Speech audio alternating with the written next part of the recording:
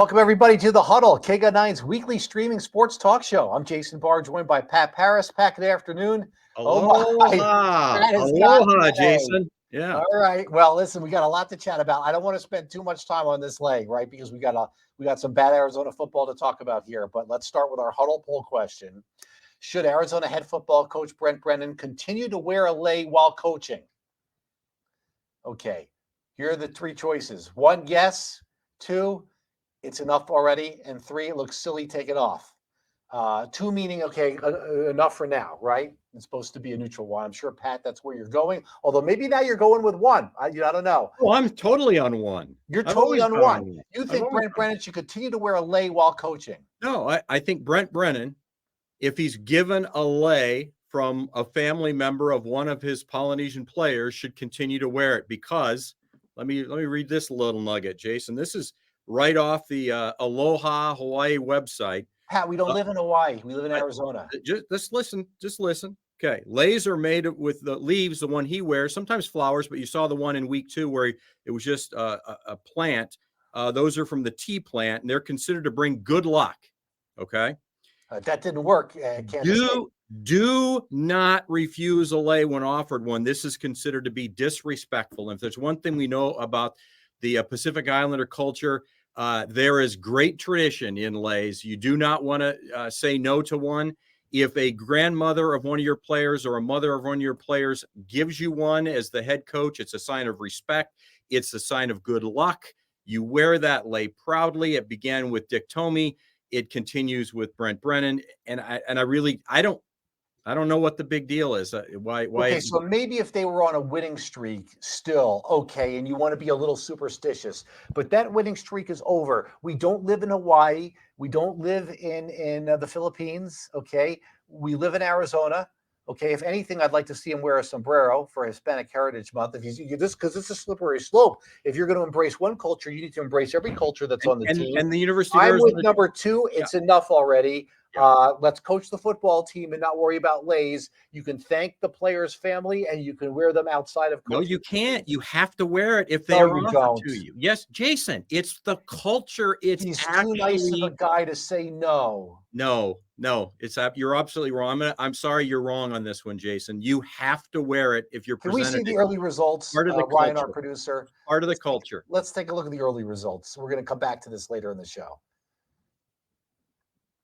Most people are agreeing with Pat. We'll see how this changes. Well, it could change. People get outraged one way or the other, or get influenced one way. I think it's a little bit too much now. I think it was fine for Big 12 Media Day and maybe the first game, but to wear this every game, this is not the Hawaii football team. This is Arizona. You've got several Polynesian players. You've got several Hispanic players. You've got several Black players. There could be a Jewish player on the team. What about a Christian player? I don't think you could be wearing a lei every single game. I think it's too much. So let me explain what I'm wearing. I'm wearing a lei made out of kukui nuts, and these are also good luck, and it's supposed to be prosperous and long life. And whenever you go to Hawaii, you bring this back. So each time I go to Hawaii, I take this with me, and as I leave, I get at the wherever you're staying at, they give you another kukui nut it unties. See here, it untie, and you put another kukui nut on. And it's disrespectful not to accept that. And in fact, it's for them, it's a great honor for you to wear it. Just think of it as there is no other culture that I'm aware of in the world. When you step onto that soil, they give you something as a tradition that you wear, and it's disrespectful if you don't.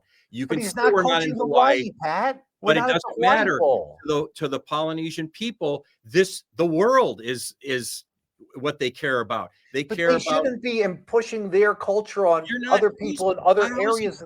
How is he pushing this culture? We had a Hispanic Heritage night a week and a half ago at Arizona Stadium. They were part of that. They'll do whatever any player, if another player's parent had some other way to show their culture, I'm sure that Brent Brennan would. This isn't not just we're only pinpointing one specific culture. It has nothing to do with it. It only has to do with a tradition that's always been there for the Polynesian culture, and it's a great honor. And I would wear it every time. If you wear it on the news, then let's see, you wear it on the news. No, if I was given one by a Polynesian player and I was a coach, I would wear it. If I'm a fan at the U of A and T-Mac's mom came up and gave me a lay, right, I'd be wearing it. I'd never take it off until it wilted and fell apart. All right. So most people do agree with you. I think it's fine for now. I don't think he should keep wearing it going forward. We'll agree to disagree, but we need to get off that. We're never going to get to the game because we go all day with No, that. it's fine. We will come back to this Huddle poll question later in the show. And part of the reason why I think he needs to take it off is because they're losing, or at least they lost this game. And Pat, they're 2-1, but they have not looked good in 3 games, and they look really bad. They look really bad at Kansas State. This team has not passed the eye test in any of the 3 games. Okay. Especially defensively in 2 of the 3. Here's Avery Johnson, the Kansas State quarterback. Brent Brennan makes him out to be some fantastic athletic quarterback. This guy's 19 years old, didn't know the clock management. Okay. They didn't lose because they played some great quarterback. They lost because there's an undisciplined football team that doesn't really have a in sync on offense other than one player, a wide receiver. And they haven't looked good in any 3 phases, offense, defense, or special teams. I'll give them the special teams, though. That punt return for a touchdown should have been a call as a block. Should have been called back. Yeah. So here's what I'm going to point to 2 plays that I'm not saying Arizona would have and should have won the game. I'm not saying that at all. 2 plays in this game really turned it into an ugly game. Then it could have been a much more competitive game. The non-call on the block in the back for a return for a touchdown on the punt return. They should have called that. There's no question. And the second one is Noah Fafita throws an interception that should have been a touchdown. If you have an accurate pass that we expect him to make every time, and unfortunately he didn't. I'm not saying they would have won the game, Jason. I'm not saying that at all. But a 14-14 game at that point sure looks a lot different than where it ended up. And I heard other people say that too. Why should that have been a touchdown? I think maybe an incomplete pass, but that ball was in the air a long time. Yeah, that's got a chance to get over. Jason, if you see the route, he's open. So if you zip the ball, which Fafita almost always does, I mean he's a great decision maker, except for in this game. And he's very accurate with his passes, and he zips his passes. That one hung in the air, and we saw one last week, the week before here at Arizona Stadium that he got picked off. That both hung in the air for whatever reason. If you zip the pass like he normally does, that's a touchdown. We've seen him do it probably 10 times in his young career already, and so that's why I think you can say that it should have been a touchdown. Or at least it had a great chance to be a touchdown if he throws the ball accurately, and he didn't. All right, one of the problems so far for the Arizona football team has been penalties. We've got a graphic to take a look at that. Question. Arizona, one of the worst teams in college football. This is the most penalty yards allowed. So we got 133 FBS teams. Arizona's 129th, okay? Only 3 teams have allowed more penalties than Arizona. One of them, ironically, is Washington, okay? Right. 28 penalties, 269 yards. That's 90 penalty yards a game. Fish's Washington team is up there too. I don't think Fish should have left Arizona. I think he made a big mistake. That's another topic for another day. But funny to see that team up there, and a few other power. And don't forget, Jason, not last year necessarily, but remember in Jed Fish's first couple of years, they had penalty problems too. In fact, that first year you were like, okay, well, it's not all his players, things like that, but they were committing a lot of penalties those first couple seasons under Jed Fish. I don't know what that means. Right. Well, there's 2 types of penalties. Yeah. There's discipline and there's technique, right? So the discipline would be you can't start the play because you got a false start or you got a personal foul after the play. Right. Technique is, hey, you're holding the guy because you're getting beat. Right. Rhino's getting beat, so he's holding the guy. So there's 2 very different types of penalties. Yeah, that's correct. And a lot of that penalty yardage came in the first 2 weeks when they were getting some really dumb, unsportsmanlike conduct penalties. Just the after the play nonsense that you just don't want to see. And I haven't watched every bit of every one of the 3 Washington games either, but I'm guessing that they must have some 15-yarders in there. That you can't get to 90 or 96 yards in their case per game without a couple of 15-yarders. Yeah. Okay. So we're just mixing not all bad here because I got some more negative stuff for Arizona football. Let's go ahead and show you our other graphic, which is the wide receiver leading yards in the nation here. By the way, the leading receiver in the nation is from San Jose State. Why didn't Brent Brennan bring him with him? Probably because he knew Tedero McMillan was here. He wasn't Yeah, going to but we go. need a second receiver. Nobody's stepped up so far. That's been an issue. And now Malachi Riley is hurt. Anyway, Nick Nash, somebody named Nick Nash from San Jose State's leading the nation in receiving yards. Tedero McMillan is second. He would be first if he just caught one or two more balls against NAU, right? When he had a bad Yeah, game. yeah. Okay. But, and I by the way, still think not pictured, Travis Hunter's about 7th or 8th on that list, the Colorado receiver. Yeah, I still think Tedero McMillan was not 100% in that game against NAU, but I don't have any proof of that. He just didn't look right in that game against NAU. Well, it's because snaps were limited. he didn't look right because it was the first game all year he was guarded. Okay, he wasn't guarded against New Mexico. Yeah, he was guarded in this game, and he ended up having a pretty solid game. The problem is he just didn't find the end zone, and that was the problem with the offense. I think if you go back and look at this game, and you can't, you say, okay, Fafita threw that one interception. It was a bad interception. It turned out to be a critical interception. But I think the offense moved the ball at certain times. They had their share of 3 and outs, but the defense also forced a couple 3 and outs for Kansas State. But bottom line is you got to find the end zone, and we went down that road for how long with 2 years ago with Jed Fish here, that they weren't putting the ball in the end zone. They finally turned that around last year. Of course, quarterback change helped a lot of that too. I don't think the passing game has been good all season. You may say, "Oh my gosh, what do you mean they scored 61 points against New Mexico?" That's 2 guys playing pitch and catch. One of them, the receiver McMillan, wasn't guarded. It's not like he spread it around that game. Okay, they looked terrible against NAU. Okay, the offense, and then this past week, the great first drive, and then after that, no points. It's just not really kind of in rhythm. Keon Burnett, the tight end, is a stud at 6'6". I agree. He's supposed to have a breakout year. I did the story on him preseason. Yeah. I did the story on him. I thought he was going to have a breakout year, and so far not. I would love to see T-Mac, Burnett, and Speedy Luke on the field at the same time. I think that would be very difficult to cover for opposing defenses.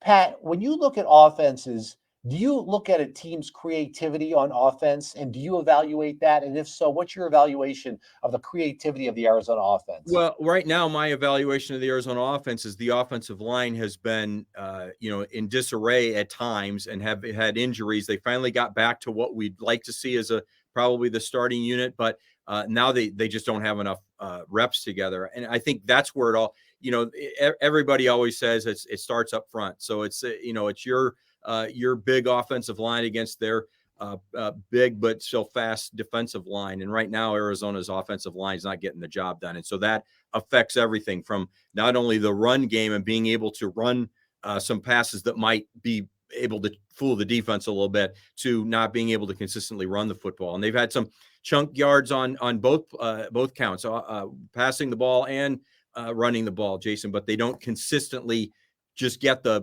7-yard runs or the 3-5-yard run. They're feast or famine in both accounts, both throwing and running the football. Should the line be that weak, though? Yes, they lost Jordan Morgan, a first rounder, but it's not like they lost the whole offensive line. They had to rebuild the whole offensive line. They got 3 or 4 guys, including Savaiinaea, with a lot of experience. Yeah. And Savaiinaea has had to move around, right, because of injury, and now hopefully back to where he belongs. And I think, no, they should be better than they are. And I think you have to hold some accountability. And Jason, that's my big theme for the week is I believe, I have no proof of this, just as an outside observer. I feel like you had a new coaching staff come in and they said, hey, we're going to install a few things, but you guys know what you're doing. Look at what you did last year. And we don't want to upset the apple cart. So we're going to let you guys, we're going to try to do as much as we can the way you did it before. But what ends up happening is, as a coaching staff, is you don't actually get any of your fingerprints on this, right? You don't get in there and you don't start yelling, and you don't start coaching necessarily the way you want to coach. You kind of just massage what you're seeing with what happened last year. And I don't think it's working.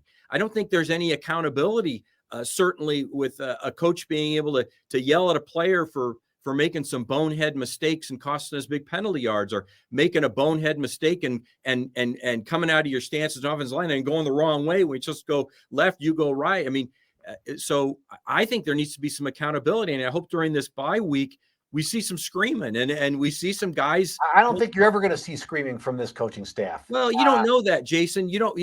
When I say screaming, it doesn't have to be in your face screaming. It has to be some coaching, some you're doing it wrong. I know you guys did this last year. It worked for you, but we're going to have to start. It's not working this year. So we're going to have to start working. Well, the receivers getting off blocks seems to be an issue. Receivers not getting open. They don't have a second receiver. Nobody's really stepped up, or they're not getting the second receiver the ball. That can be coaching too. It was supposed to be Lamonius Craig. So what are we seeing here? Are we seeing things where they're just completely the athleticism of another team is just way above what Arizona's is? Now you can make an argument K-State looked better certainly in the last quarter and a half than Arizona did, but a lot of that was effort and what the score was. But my point is, I think they have the athletes. I think they have the talent. I think they're just not playing the way certainly that they played at the last half of last year and the way we thought they'd come out. There's got to be some coaching done, because that's what's missing to me is some coaching. Look, if obviously they just come off a 9-game winning streak and they lost a game. So you could say, oh, Jason, one loss, you're making too big a deal of it. If they had lost 24-20 in some real tough road game coming off a 9-game winning streak and looked good the first 2 weeks, I would feel much differently. And I would say, listen, it's very hard to win every single game. I mean, come on, let's give them a little break. Okay. But to make an analogy to the basketball team, which we did a little bit last week, when we have seen Tommy Lloyd's teams come out of the gate in his first 3 years, those have looked like basketball teams. Yeah. And you and I have said, whoa, this team's a little bit better than we thought. And they have followed those up with big regular seasons. This team has not passed the eye test in either of the 3 games. Don't be fooled by T-Mac's huge game. The receiver fell down, and then he was single-teamed by a group of 5 team. Okay? There's much different when you go into a Big 12 stadium. And they showed last week they are not ready for prime time. It was a Friday night, national television, Big 12 stadium. And after one drive, they had nothing. Yeah, well, we can disagree about that. They actually did have another drive, ended in an interception in the end zone, and they had a couple other drives that ended up with no points. It was like a 40-yard pass. It wasn't like they were knocking on the doorstep of the end zone. But the problem is their defense is not ready for prime time. I don't know if it ever. And let me jump in here. Dwayne Akina, chest bumping people at the end of the NAU when he gets a 4th down stop against NAU. Come on. I mean, when Johnny Nansen did that last year, okay, that was against a big Pac-12 opponent, big, huge game. The defense had been good. Act like your defense has made a stop before, okay? And going nuts for a 4th down stop they made, and it's first stop they made since last December. So it was exciting. Oh no! Come on. Act like you've made a stop before. There's one thing if that was against, ASU in the 4th quarter, okay, fine. But against NAU on a 4th down, your own stadium, and you're acting like you just won the whatever for a 4th, I don't know. Well, I'll say this, Jason. When we headed into this stretch after the first 2 games, I said 3-1 is what I'm hoping for, because I think that shows that this is a competitive team. If they're 2-2 after the first 4 games, that's disappointing. And they've got to make some. They're going to Utah, a top 15 team, and win that game. I said that at the beginning of these next 2, the Kansas State Utah game. Good luck against Texas Tech's offense the following week. Now I'm wondering, can you make some adjustments, especially offensively? Look, you're not gonna hold one of these, a Kansas State, a Utah, even a Texas Tech. You're not going to hold this team to 10 points. You're not going to hold them to 14 points. So your offense has got to score. And your offense has got to get back to what it did against New Mexico, and that's scoring almost every possession. Because if you don't, then you're not going to win. You're not going to win any of these games against these big, at least these upper echelon teams of the Big 12. That's for sure. The line's got to get better fast, and the defense has got to get some pressure. Well, maybe this, it's an early bye week, and you're like, wow, you want a bye week 4 week in the 4th week, but maybe this is what they need. I don't know. I mean, as I said, some coaching has to be done here, and this is the time to do it. And now they have 2 weeks to get it done. Yeah, I don't think he's an in your face coach, so I don't know how he would do that other than to just bench somebody, and or have somebody else kind of do the work for you. Create competition. That's how you do it. You create competition. He's frustrating. I find him a little frustrating, Pat. At the end of the, you hear the same coach speak. Oh, it's on me. I got to coach the team better. Blah, blah. Well, one of those are just empty words, you know? Yeah. So is hey, from middle of the third quarter to the start of the fourth quarter, we won that game. We might have lost You're it on the talking about score. Fish in year Yeah, zero. yeah. That's a different situation, Pat. He's taken over a team It that wasn't lost to year its rival zero, by Jason. 9 We're still touchdowns. talking This about guy that. inherited the Alamo Bowl champions. You're still talking about Jed Fish that was saying some of that in year two as well. It wasn't just his year zero. It was actually year one and then some in year two. But All right, let's year three, they revisit. did well. Sorry, go ahead. I said in year three, they did very well, obviously. They lost 3 games by a total of 16 points. And Yeah, then when they once got they over the changed hump, they never quarterbacks, lost and once won they 7 in changed a row. quarterbacks. Let's look at yeah, but you make too big of a deal of that. I mean, that's just how life works. The Patriots changed quarterbacks when Drew They were Bledsoe headed got for a hurt. 500 record, and then as luck would have it, you have an injury to your starter, and your backup comes in and never gives the job back up. Yeah, that's what happened to the Patriots. All right, so let's take a look at let's revisit Okay. the Huddle poll question here. See if we got any more votes. Doesn't look like anybody voted in the last few minutes. So people vote so we can get a more accurate polling, and also when you watch this on delay, there'll be some updated ones. So, but yeah, I guess people like delay. They didn't on Twitter, on X. Well, but people feel a little bit more compelled to put forth their opinions on X. Yeah. I guess what this shows is that StreamYard for Professionals or not StreamYard for Professionals, the KGUD9 website is a more friendly place than X. So I'll take that. I'll take that. I guess that's one opinion. That's one way to look at it. Well, yeah. I mean, I think maybe I'll put this, now that we've done this, maybe I'll put that poll on X. I'll word it carefully here and see what people vote. See what happens. And see what happens. That'll be interesting. So, yeah. All right, bye week here, and then they go to Utah. And big bye week, Jason, comes early. You got to get some things accomplished, or this season will spiral out of control. I didn't think this team would be nearly as good as last year. I didn't have, even when we made our predictions, I didn't have them winning 10 games again and going to and winning a big bowl game, but I did have them being competitive and winning probably 8 games. And well, you just wonder. This is a big. This will be a key the next couple of weeks. Utah, nobody's going to give them any chance. That's fine. But then you come home to Texas Tech. There's no such thing as must wins that early in the season, but it's a real need to win one or if not both of these next 2 games. All right, we've got a special guest next week. We can say it, I think. Yeah. I mean, he's confirmed. Yeah, ESPN personality Mike Greenberg is going to be our guest next week on the bye week. He's got a book he's going to promote, and we'll ask him about that and kind of steer the topic a little bit towards Arizona. And I figure we'll ask him a question you brought up before, Pat, which is Arizona basketball blue blood or no, because they haven't won enough in the postseason. Because regular season, you look at their record last 10 or 15 years. So we'll hear what he says about that and some other topics. And if you want to ask him a question regarding that, we'll be glad to look at it and kind of make it a little bit more Arizona-centric for sure. So looking forward to that next week. Yeah, should be a lot of fun. All right, for Pat Paris, I'm Jason Barr. This has been the Huddle. KGUD9's Aloha, Jason. Aloha. Aloha, everybody. We'll see you right back here next week.